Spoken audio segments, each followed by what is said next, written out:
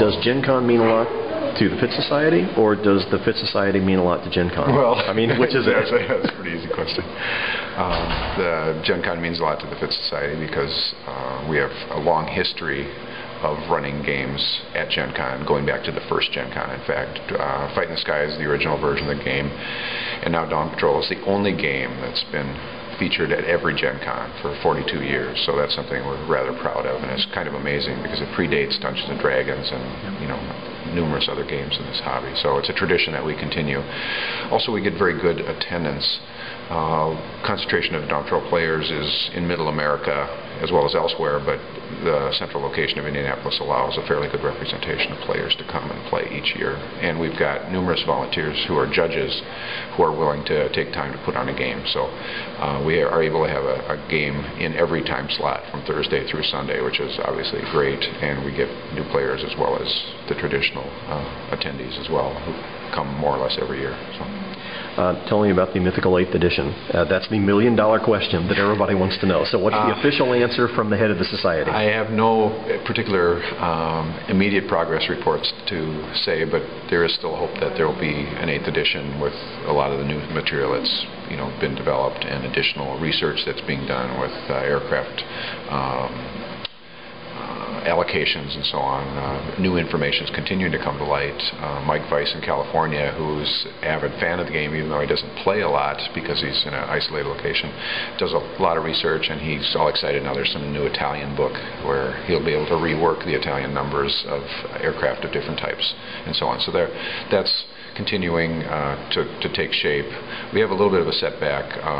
Jim Pink in Michigan, who we haven't heard from in a long time, he was the keeper of a lot of charts and things that he had done on the computer, and hopefully he'll turn up again and we'll have all that so we don't have to start over. But with the website currently getting more attention and more visits and so on, there's an easier way to disseminate this information, and in fact people are making suggestions and so on. And so I think that bodes well as well. So. How has Gen Con attendance been? I mean, to me it looks like it's up considerably over the past few years. It varies. It kind of ebbs and flows. I think it's good this year. I think I've seen better in the past, but some people don't make it because of the recession and whatever happens to be. And I would also hope that more people from Indianapolis, we keep hoping to see more people from Indianapolis attend Gen Con since it's in their backyard. So we're a little disappointed in that, so we keep hoping that they're going to come, other than yourself and Rick Lacey. We always see the same people, which is nice, but we hear about this big Indy squadron and we're wondering where the heck they are since we're right in their backyard. Couldn't be more convenient. Now, obviously there's a cost to get in the door and that sort of thing, but my gosh, you got the world's greatest convention in your backyard. Come on down here and have some fun with us. So I would say that with a little bit tongue-in-cheek, but it's obviously true. The more the merrier. I mean, anybody that plays Dawn Patrol knows the more players you have, the more fun it is. Now that you've got about 6 years, I think, to reflect, how has the move from Milwaukee to Indianapolis affected the society? I think it's been a net positive thing. The thing about Indianapolis is the facilities are so good. The convention center is noticeably better than in Milwaukee. The hotel situation is better. There's more rooms and they're closer. You got restaurants right here, and that's a plus.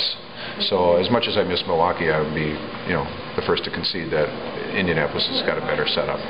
And it's still in Middle America. It's not that far away. I mean, if you're from Minnesota, then it's obviously harder to come here than to go to Milwaukee. But in general, I think it's been a positive